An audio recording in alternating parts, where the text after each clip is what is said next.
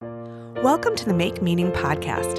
I'm Lynne Golodner, a writer, entrepreneur, and changemaker, and I've dedicated my life to sharing stories of how people make meaning in their work and find purpose in their lives. This podcast highlights some of the great ideas and activities people do every day to make the world a better place. So much of the meaning we find comes from interacting with great people, developing relationships that are mutually beneficial, and doing work that inspires. I hope you'll be inspired by the people you meet on this podcast. We all need to find a way to make meaning in the mundane. M.L. Liebler is an incredible powerhouse in the literary world, a force of creative potential who has inspired people around the globe. He has so many accolades and awards to his name that we'd take up a whole episode trying to name them all. In a nutshell, M.L. is a professor at Wayne State University, where he's taught and created courses on the Beatles' impact on popular culture, the poetry and music of Motown, urban labor literature, and the Vietnam War through literature. He is the author of 16 books and 7 recordings, and he has performed as a Fulbright Specialist and literary arts activist around the world. He has coordinated and offered too many programs to name. Michael Moore said, M.L. Liebler is the Poet Laureate of America's working class. Alicia Ostreicher said, M.L. Liebler is a piece of the reality poetry needs to stay alive. He is a beacon shining for the republic of poetry and love for which he stands. Mostly, he's an incredible person with a way of looking at the world that is honest and inspiring. And I'm so honored to welcome M.L. Liebler to the Make Meaning podcast. Oh, thank you. It's great to be here. Well, it's really nice to see you because you have long been one of the people I most admire as a talented artist and family man and just cool guy all around. So thank you. Thank you for making the time. So I want to begin at the start. Yes. Tell me if you could. I was born on Wayne State's campus in 1953. How did you launch? True. I believe you. But that's actually kind of funny to think about that you were born on the campus that you've been on forever. So 40 years plus. Wow. How did you launch this journey of writing and performing and teaching? Like, where did it start? Well, let's see. The teaching part, when I was in the 6th grade, it all goes back. So I hope you have the tape queued for Grateful Dead concert length. No. But in the 6th grade, I just remember, I was raised by my grandparents, and I remember my grandmother coming back from a conference with the teacher, as they have to do, or they do. And she said, because we're real working class, so, my grandparents were not academics or anything like that. So they came back and said, your teacher said the weirdest thing or funniest thing, that you would make a great teacher. And I said, oh, that's interesting. And she said, but not with kids. And I thought, well, okay. I didn't know what that meant, except for that one poem I have that talks about snotty-nosed kids. But so she came home and told me that, and I just thought, oh, okay, I didn't think much about it. I mean, what could you think at the age of, 11? Mm-hmm. So time went on, and after I started to, I was always writing. That's one thing. Mm-hmm. That started a few years even before 11. Mm-hmm. But I didn't know what it was. Okay. It wasn't like I set out, I am going to be a poet. It wasn't anything like that. Sure. But I was scribbling my feelings down on paper. So as time moved forward, I continued doing that and couldn't stop doing that. I didn't think about it. I didn't think like, I want to be a poet. Sure. That was so foreign to where I come from that I would never even think something like that.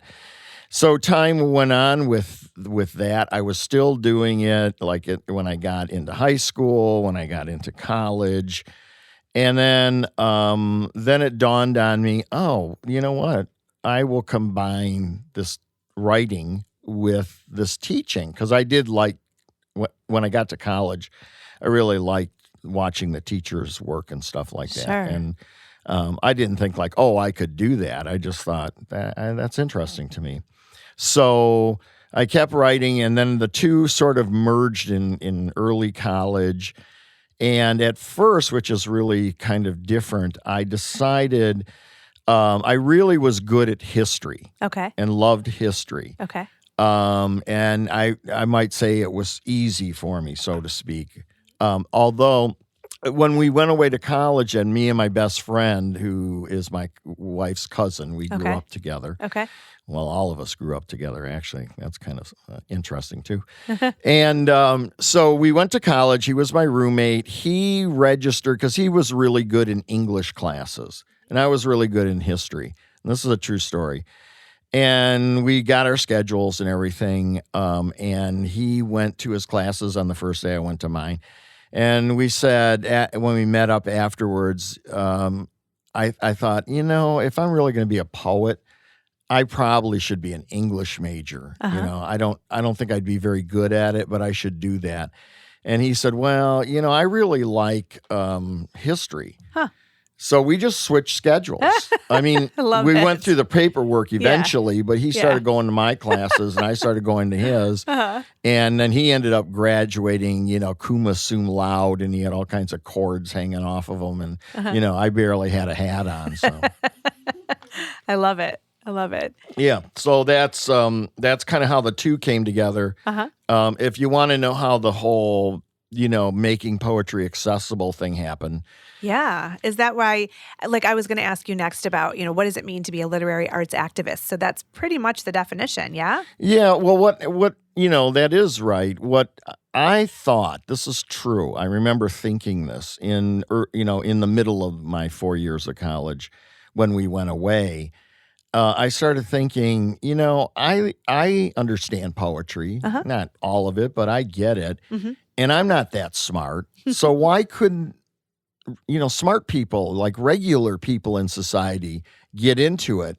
And I kind of explored that myself as to, why, your average person didn't read poetry and why, if I could do it. Yeah. So one of the other sides of my life, I was always, because of my grandmother, really influenced by music. Yeah. Especially rock and roll music. And I was exposed to it at a young age, probably be child abuse now, but I was 4 and she gave me Elvis's first album. But, and I could probably file a complaint, but at any rate, so I always had that going. I was really into music. And then when the Beatles came, which was shortly after Elvis, it just, I looked at them on the Ed Sullivan Show, and I didn't know, and people didn't know, I say this in the library show I do about the Beatles, that people at that point didn't know who was who. Okay. And everybody thought Ringo was the coolest one, only because he had such a bizarre name. Oh, yeah. So everybody knew Ringo. They didn't know who he was, but they knew that name. Okay. So in that very first Ed Sullivan Show, they had to put their names in front of them, like on the screen, so people knew who they were. Wow. But before they did that, I saw the guy on my right standing with his legs kind of separated and his guitar a little higher than usual and singing and playing. And I said, man, I dig that guy. I don't know if I said dig that guy, but I did. I saw him and it just electrified me. Well, as time went on, that was John Lennon, and when they showed his name, I knew, oh, that's John, because we'd heard sort of their names. Sure. This was all very early in their history. I Want to Hold Your Hand had just kind of gone to number 1, and in early February, they came to America. So that's when I saw them, and I also credit my education really to them. As they How so? Well, because as they grew up musically and culturally, I kind of grew with them. So I was always interested. I'm not a nerd. I don't think. Maybe I am. But I'm always interested in stuff. So when the Beatles would talk about certain emotions, feelings, or people later, like in Revolution and stuff, they'd say Chairman Mao. I would go to the library. I liked hanging out in the library. I'm not a reader per se, or I wasn't. But I'd like to hang out and look stuff up. Okay. I still like to do that on my iPad. Yeah. I was just doing it this morning. So I was looking up, they said Chairman Mao, like, who's that? Look it up. Oh, okay. And so that's kind of like how I started to educate myself.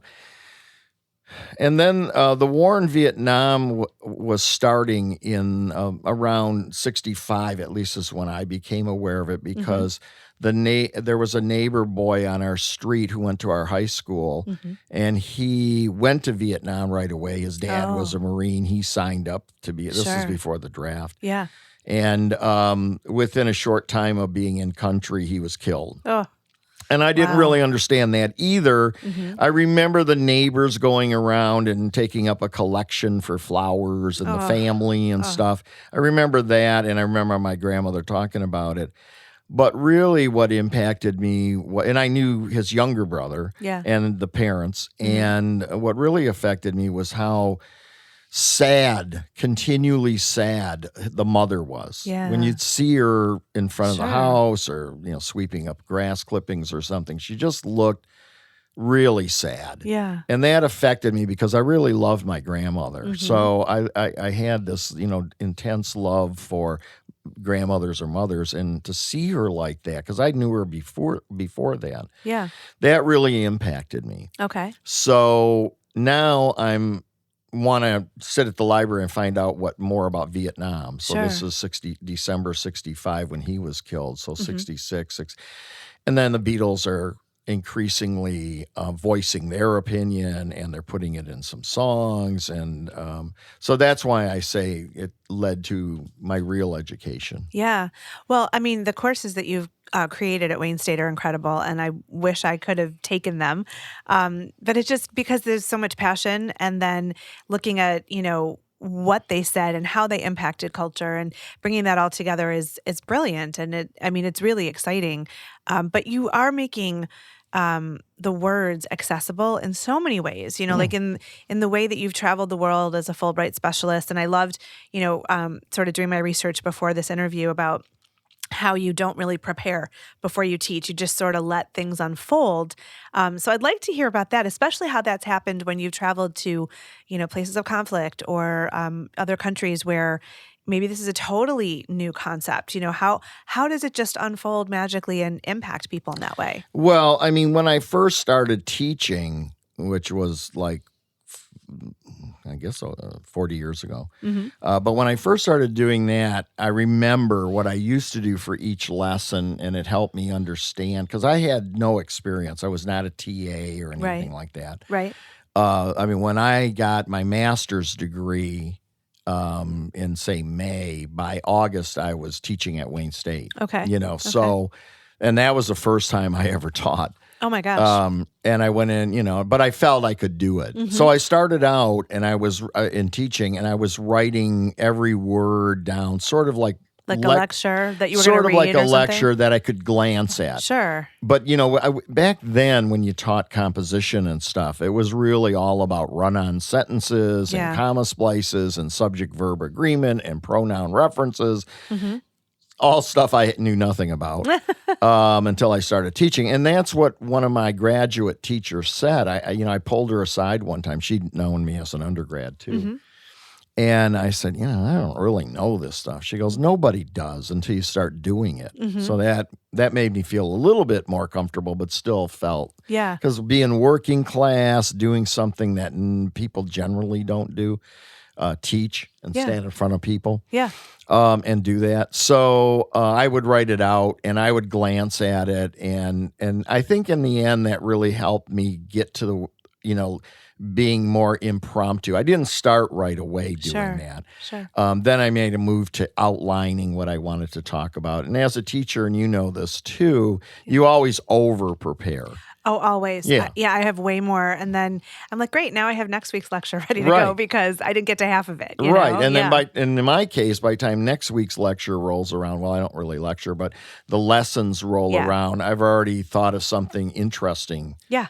to do. Yeah. And that was kind of, and still is my thing, thank God. Uh-huh. That makes it always interesting to me, like I'm going to teach right now. Uh-huh. I mean, I know generally what we're working on at Sure. this section, Sure. but I have no idea exactly what we're going to do. And I Okay. always used to say students come to class because they don't know what I'm going to do next. I'm sure. And I don't either. So, and that makes it rewarding to me. Well, as I started to do Fulbright stuff and overseas stuff, similar kind of thing happened is they would tell me, okay, come into Israel, you're going to visit this school, this school, this school. This school would like you to talk about teaching, and we want you to perform a little bit. This school is working on this story or poem, and we'd like you to kind of do a lesson around that. Well, I would not practice, but I'd get all this stuff together, get there, and everything changed. Sure. So I started saying, well, why am I doing this? Right. I'll just go and see what, the students are into. Yeah. And there's many, many examples I could give of that. But do you have a favorite place that you've traveled to in this type of performing or teaching capacity? Well, I really found a lot of the work, and I spent a lot of time doing this in Israel and the West Bank. Yeah.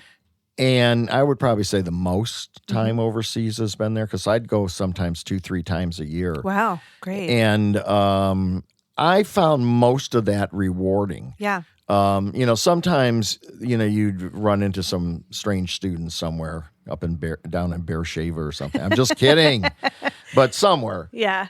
And they'd give you a hard time. Yeah. But I had so many different assignments. Sometimes I'd talk to teachers. I would be a person who gave a talk at a conference of teachers. There's some interesting things there too, but I'd say singular best experiences, but most frightening would be some of the work that I did in Afghanistan. I'm sure. What was frightening about it? Well, here's what I thought, okay? Because I had done a lot of work in the West Bank, so I figured, how bad can it be? Sure. Well, when I got off the airplane and into the embassy car and driving there, I saw everybody on the street had machine guns. Oh, my gosh. And then kind of racing the embassy van was a guy in a cart with ox pulling it. Oh, my gosh. And he had a machine gun. Oh, my gosh. And I thought, oh, this is a little different than the West Bank, Yeah. I'm not in Kansas anymore. So, right. And then every building you go by in the city, which you never are allowed to go, like people say, if I was even in Ramallah or something, I'd go out and get shawarma, but here there's no getting out of the car. But as you drive by the buildings, there's no windows in them. Oh. And they're full of bullet holes. And it's really bad. Yeah. It's really bad. Most of the women have those blue burqas on. Yeah. Like in the movies. Right. And but I came to kind of understand. I worked with some of these women. I came to kind of understand that wasn't as much a problem to them because they could conceal who they were, and of course, you couldn't tell if they were young, old, or whatever, and Sure. it sort of protected them a little bit. Yeah. But I did work with a group of them. Two things come to mind. I worked with a group that sort of became famous here. Maybe they still are. The Afghan writers group, women writers. Okay. And they actually published an anthology at the time I was there, just putting it out. Nice. And I met with these women, and they all came into the secret location in a compound. They got into this house where we were all going to do the workshop, and they all like whipped their burqas off and threw them on the couch. And, and they were like, had makeup on and modern clothes. Sure, yeah. So then I thought, well, the government will kill me because I'm going to change the way they think about things. But they were radical kids, man. Of different ages. Yeah, because one girl told me, we did a bunch of writing exercises, and one girl told me that she had just been on the cover of The Guardian leading a protest in Kabul. Oh, my gosh. And I said, did you have your burqa? And she goes, no, I didn't. Huh. And I said, kind of like, are you crazy? Yeah. And she said, well, I go, what did your dad and your mom say?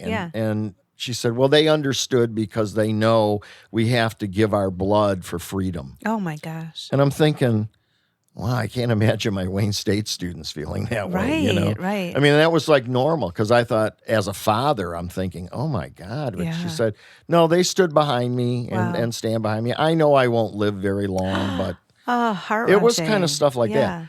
Then another group that I met with in a classroom in Jalalabad, of all places. Yeah. They were They were, various ages. They didn't really speak English, so we had translators. And right at the beginning of this thing, it was like 100 degrees out. Oh my gosh. Right at the beginning of this thing, the electricity cut off. Oh. And so it was no air conditioning, no lights. Oh, we had to my open the gosh. door to get light because there's wow. no windows Yeah, in it. yeah.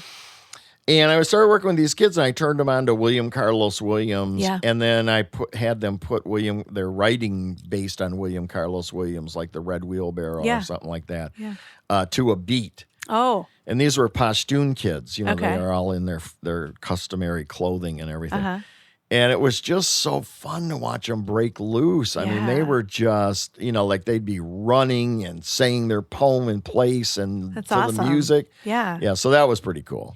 So you've done a lot of work performing with people from different faiths. I know you're a man of deep faith. And so how has that, I guess, given you a different perspective or a sense of purpose, bringing all these people of different faiths and customs together through the spoken and written word? Well, I mean, it's an important aspect. It's just something I think for me is pretty natural. Mm-hmm. I mean, one thing is if you're talking like the Muslim faith in Afghanistan or Judaism in Israel, and then Christianity, Mm-hmm. which I'm a Catholic convert, Mm-hmm. which is worse. And when you do all that, you realize it's all the same God. Absolutely. Yeah. It truly is. Now, I don't know if they all believe that. Mm-hmm. Because I said to a Jewish friend of mine, I said, I really respect you. You're very religious, like almost not Orthodox, but Mm-hmm. more so than your average person might be. Mm-hmm. And I said, I just dig your spirituality, Mm-hmm. And the person said, what spirituality? And I said, you're devout and Yeah. I'm devout. And he goes, well, that doesn't mean anything. Well, religion and spirituality are very different things. Yeah, I know. To me, they're the same, but Yeah, me I too. understand that. So that was kind of shocking to me. Yeah. And that could happen if I said that to another Catholic. Well, Sure. I know, Yeah. and Catholics vote for, Trump. So there's inherent evil everywhere. I love think. it. I love it. So, of all your accomplishments, do you have a favorite? Is it a favorite book or favorite Fulbright effort? This kind of comes to the point the way that I see my life, which is it's all one thing. Okay. I don't really see myself as a poet or just a teacher or just a father or, it's like I'm on call 24 hours a day. Yeah. I don't want to put myself in the same class as a doctor, but I kind of see it that way. Like it's all part of my life. Sure. And when it comes tax time, it's hard to separate. Well, what's the poetry guy, travel and all that? What's the teacher expense or whatever? Sure. Because it's all, I do very little. I mean, I enjoy everything, but I do very little just for me. Okay. You know what I mean? Yeah. Like even travel. Yeah. In 2 weeks, I'm going to Los Angeles. We're going to do a big book release for this new Nice. book I have Exciting. on Sunset Strip in Hollywood. Okay. Well, I really do like Los Angeles. I like the weather mostly. But that's all, so I get to go there and stay in Laurel Canyon, and that's really great. Uh-huh. But it's also work. Yeah. I'm there for a reason. I'm Sure. not just there to kind of lay poolside. Right. Yeah. Well, work travel can be really tiring, even though it's And that's fulfilling and, right. And yeah. that's what I do. You mentioned the Beatles. I, for 12 or 13 or more years, have been doing a study abroad over spring break, Yeah. which we're going to do in Nice. early March Okay. again. Okay. And students go over to England, to London, Liverpool, Bath, Stonehenge. I take all these trips and Awesome. give them a really great experience with that. Manchester sometimes. Okay. And so that's great. I really love Liverpool, but Mm-hmm. it's such a great experience, and but it's part of the job too. Well, I'm really there I don't hang with the students and Right. stuff. Sometimes I'll come and knock on my door and say, I don't drink either, but they'll say, we're all going to the bar. Come on, and it's like, nah, I'm going to stay here and watch BBC 4. They're doing a great documentary on Gene Clark of the Birds. Well, I mean, when you love what you do, it's hard to separate, it's just part of who you are. I think that is it. Yeah. Like doing this, and then I'm going to run off and teach. So I love it. And I don't know what I'm going to do yet. And they'll still be happy, I'll ask them. Well, I want to hear back. Absolutely. Okay. Yeah. So, all right. So listen, I want to just tell our listeners, ML has a really unique way of performing. And so if you ever have a chance to see him in person, you definitely should do it. But in lieu of that, since I have you in the studio, I do want you to share with our listeners one of your poems. So maybe tell us a little bit about the book you're going to read it from. And let's do like full ML style, Okay. This is my newest poetry book. It got a Michigan Notable Award. I can see that because it's got a sticker on it. And what's it called? It's called I Want to Be Once. Okay. Okay. And what was the inspiration for this collection? This is broken up into three sections: American life, poems about the kind of thing we're talking about, where I come from. Uh-huh. And then there are then there's American War, which are mostly Afghanistan poems that I wrote over there. Okay. And then it ends with these short little poems that I started doing called American Psalms. Okay. So this one, I thought I would read the one from the one that's not too deep. It's deep, but it's not, horrid. Hey, this is a show about meaning and purpose. You can go as deep as you want. Well, this is kind of, this isn't the follow-up to the situation, but this is one called Kandahar Mission. Okay.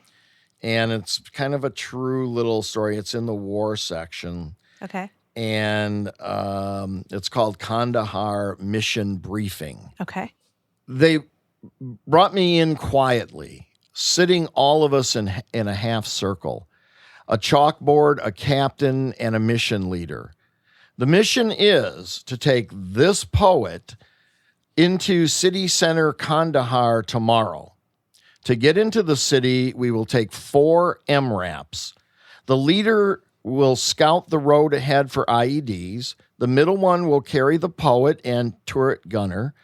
The third and fourth vehicle will serve as lookouts and follow up if any of these vehicles hits an IED. And if the vehicle doesn't tip, do not, under any circumstances, exit the vehicle. If the gunner is hit or killed, the poet must grab his legs like thus and hold on.